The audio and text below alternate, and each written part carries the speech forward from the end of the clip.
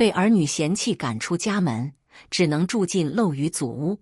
夜半墙壁传一响，竟发现祖辈藏下的黄金和藏宝图。我拿着那个沉甸甸的国际设计金奖，手都在抖。我以为我终于能在这个家里抬起头了，我以为我终于证明了自己。结果你猜怎么着？我那个所谓的豪门老公，眼皮都没抬一下，从手机游戏里瞥了我一眼，轻飘飘地说了一句：“就这破玩意儿也能得奖？现在这评委是眼瞎了吗？”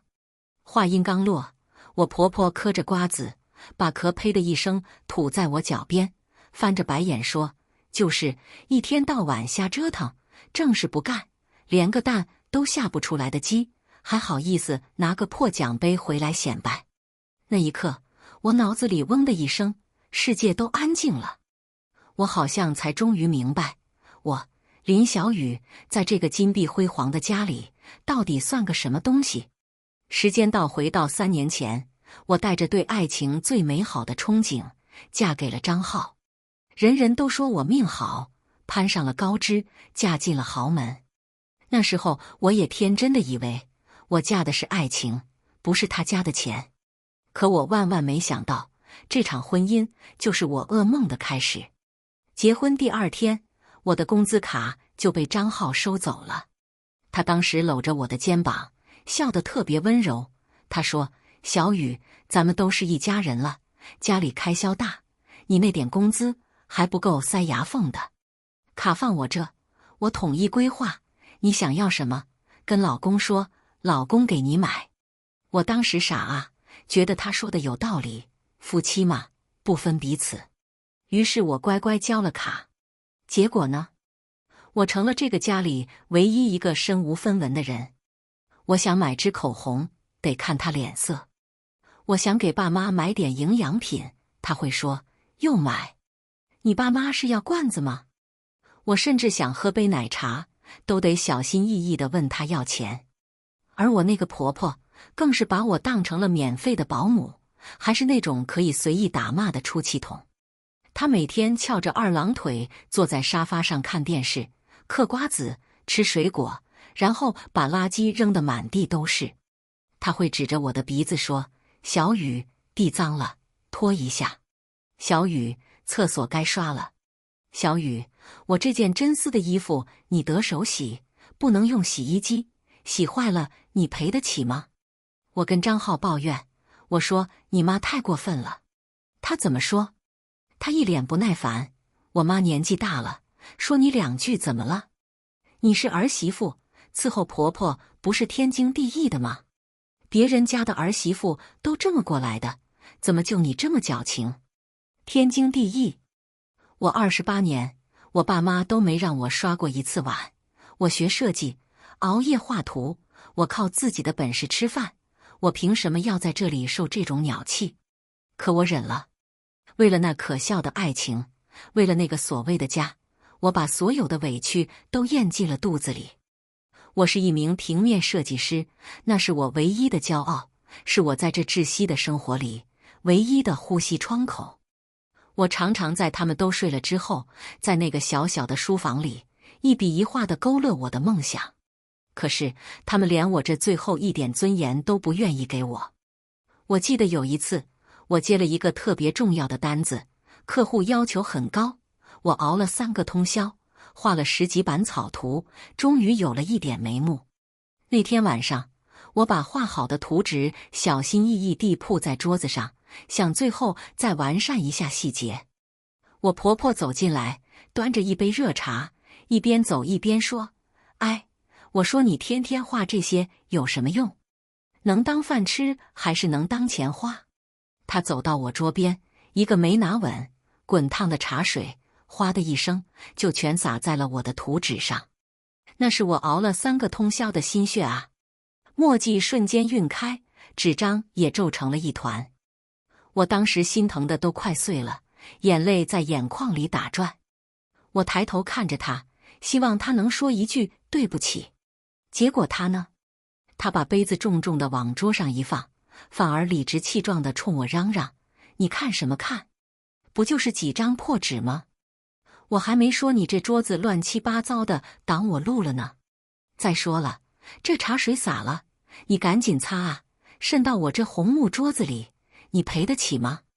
我气得浑身发抖，一句话都说不出来。张浩闻声赶来，看到这一幕，他怎么做的？他走过来，看都没看我一眼，直接拿起一块抹布，小心翼翼地擦拭着他妈口中那张名贵的红木桌子，然后对我吼：“你愣着干嘛？还不赶紧收拾了？我妈都多大年纪了，你还想跟她计较？你有没有点当儿媳妇的样子？”那一刻，我的心比那杯泼在图纸上的茶水还要凉。更过分的还在后面。我公公，那个一家之主，平时总是一副道貌岸然的样子，最喜欢抽雪茄。他经常把我的设计图纸当成烟灰缸的垫子。有一次我实在忍不住了，我说：“爸，您能别把烟灰弹我图上吗？这很重要。”我终于明白了，在这个家里，我的专业、我的梦想、我的价值一文不值。他们就像地上的垃圾，可以被随意踩踏、随意丢弃。我常常在凌晨2点还在改那永远也不够大气的设计图。客户的刁难，老板的压力，已经让我喘不过气。可回到家，迎接我的不是温暖的港湾，而是另一个战场。桌子上是我婆婆吐的瓜子壳，油腻腻的，粘在我的图纸上，像我此刻的心情，粘稠又恶心。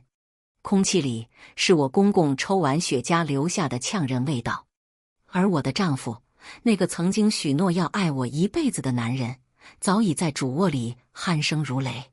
没人问我饿不饿，没人问我累不累。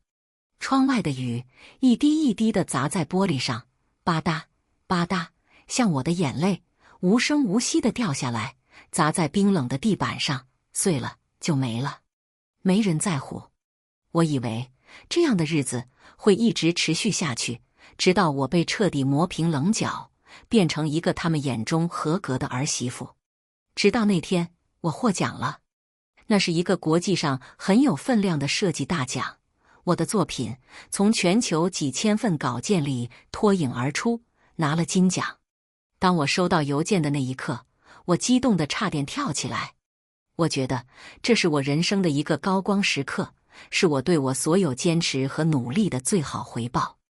我冲出书房，像个孩子一样，拿着手机，想跟我的家人们分享这个天大的好消息。我跑到客厅，他们3个人正整整齐齐地坐在沙发上看电视。我深吸一口气，压抑着激动的心情，说：“爸妈，张浩，我获奖了。是那个米兰国际设计大奖，金奖。”客厅里一片寂静。几秒钟后，张浩先开口了，就是我开头说的那句。他连头都没抬，眼睛还盯着手机屏幕上的游戏，那种不屑和嘲讽的语气，像一把淬了冰的刀子，狠狠地扎进了我的心脏。就这破玩意儿也能得奖？现在这评委是眼瞎了吧？我愣住了。然后我婆婆的声音尖锐地响了起来，她把瓜子壳重重地吐在地上，那双三角眼上下打量着我，充满了鄙夷。哎呦，真是了不得了！拿个奖杯回来能当饭吃啊？还是能给我们张家生个孙子啊？一天到晚不干正事，不会下蛋的鸡就知道瞎折腾。不会下蛋的鸡这6个字像一颗炸弹，在我脑子里轰然炸开。我感觉全身的血液都冲上了头顶，耳朵里嗡嗡作响。我是个人啊，我不是一只为了传宗接代而存在的动物。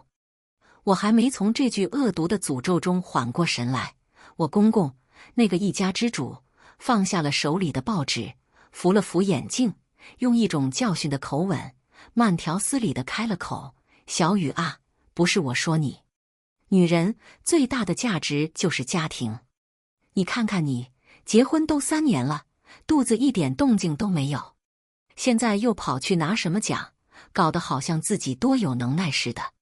女人太强不是什么好事，安分守己，在家相夫教子，这才是正道。你这么抛头露面，传出去，我们张家的脸往哪搁？相夫教子，抛头露面。我看着眼前这3张冷漠又刻薄的脸，他们是我的家人啊，是我最亲的人啊。可是在我人生最荣耀的时刻，他们没有一句祝福，没有一丝喜悦，只有无尽的贬低、嘲讽和侮辱。我手里的手机突然变得无比沉重，啪嗒一声，手机从我颤抖的手中滑落，摔在光洁的大理石地板上。屏幕瞬间碎裂开来，像一张蜘蛛网，也像我那颗被他们一刀一刀凌迟的支离破碎的心。我28年的人生，我引以为傲的才华，我拼尽全力换来的荣誉，在他们眼里竟然一文不值，甚至还不如一个虚无缥缈的孙子，不如他们那可笑的面子。不会下蛋的鸡。我活了28年，我到底活成了什么？眼泪像决了堤的洪水，再也控制不住，汹涌地奔腾而出。我感觉我的胸口像是被一根巨大的冰锥狠狠地扎穿了，那种疼，那种冷，让我无法呼吸。我捂着胸口，大口大口地喘着气，却感觉吸进肺里的全是玻璃碴子。我要窒息了，我再也看不清他们的脸。我转身，跌跌撞撞地跑回了我的那个小书房，反锁了门。我靠着门板，缓缓地滑坐在地上，把脸埋在膝盖里，放声痛哭。那是我3年来第一次哭得这么彻底，这么绝望。那天晚上，我哭到半夜，哭到眼睛又干又疼，再也流不出一滴眼泪。我像一具行尸走肉，从地上爬起来，打开了衣柜，开始机械地收拾我的东西。这个地方，我1秒钟都不想再待下去了。我把我的衣服、我的书、我的话剧，一件一件地塞进行李箱。就在我准备收拾桌上那些设计稿的时候，我看到了张浩随手扔在桌上的手机。鬼使神差的，我拿了起来。我点开了他的微信，一个置顶的，备注为小宝贝的头像跳了出来。那是一个我没见过的女孩，年轻、漂亮，笑得一脸灿烂。我的心咯噔一下，我颤抖着手点开了聊天记录，成千上万条的甜蜜信息，像一把锋利的刀子，瞬间将我凌迟。宝贝，今天累不累？我好想你。你什么时候跟你家那个黄脸婆离婚啊？快了，快了，宝贝，你再等等。我老婆就是个免费保姆，娶回来就是伺候我爸妈的，又丑又没用，关键是还不会生孩子。等我从她身上再捞点价值，就把她踹了。你真坏，男人不坏，女人不爱吗？不像我家那个木头一样，无趣死了。还是你最有味道。免费保姆，又丑又没用，不会生孩子。原来如此，原来是这样。我看着那些不堪入目的聊天记录，我突然就不哭了，我甚至还笑出了声。那笑声在寂静的夜里显得格外凄厉和诡异。我终于明白了，所有的一切都有了答案。为什么婆婆可以肆无忌惮地使唤我？因为在她儿子眼里，我就是个保姆。为什么公公可以理直气壮地践踏我的梦想？因为在他们全家眼里，我就是个没用的摆设。为什么张浩可以心安理得地收走我的工资卡，一边对我吝啬刻薄，一边却给别的女人大把大把地花钱？因为在他心里，我连保姆都不如。保姆起码还有工资，还有休息日。而我呢？我不仅要搭上我全部的收入，还要搭上我全部的时间、精力和尊严，去伺候他们这一家子白眼狼。最后换来的就是一句又丑又没用的评价。够了，真的够了。我林小雨不是你们家的出气筒。那一刻，我感觉我体内有什么东西彻底的碎了，然后又以一种更坚硬、更冷酷的方式重新组合了起来。我站起来，我感觉我那弯了不知道多久的腰一下子就挺直了。28年来积攒的所有委屈、愤怒、不甘，在这一瞬间全部化为了冰冷的火焰。今晚我要把这一切一次性算个清清楚楚。我没有再收拾行李，而是直接拖着那个空了一半的行李箱，拉开了书房的门。轮子在光滑的地板上发出咕噜咕噜的声响，在寂静的夜里显得格外刺耳。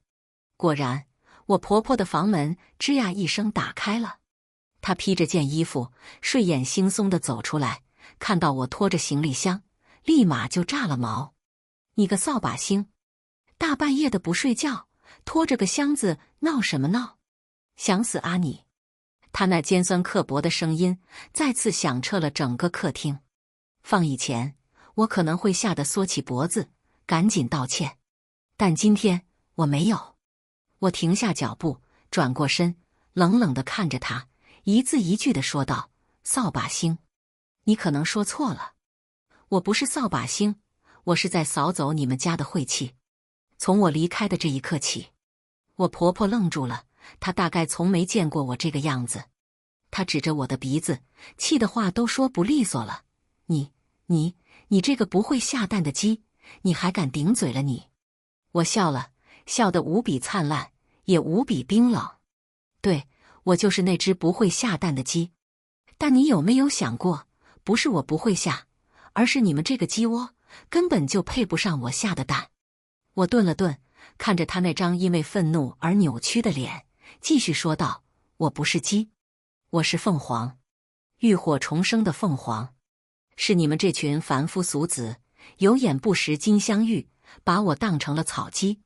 现在这只凤凰要飞走了，你们配不上我。”我的声音不大，但每一个字都像一颗钉子，狠狠地钉进了他的心里。这时候，张浩和我公公也被吵醒了，纷纷从房间里走了出来。张浩看到我拖着行李箱，一脸的不耐烦：“林小雨，你又在发什么疯？大半夜的，让不让人睡觉了？”我没理他，我直接把他的手机扔到了他的脸上：“你自己看，看看你嘴里那个又丑又没用的免费保姆，现在要造反了。”张浩手忙脚乱地接住手机，当他看到屏幕上的聊天记录时，他的脸瞬间变得惨白。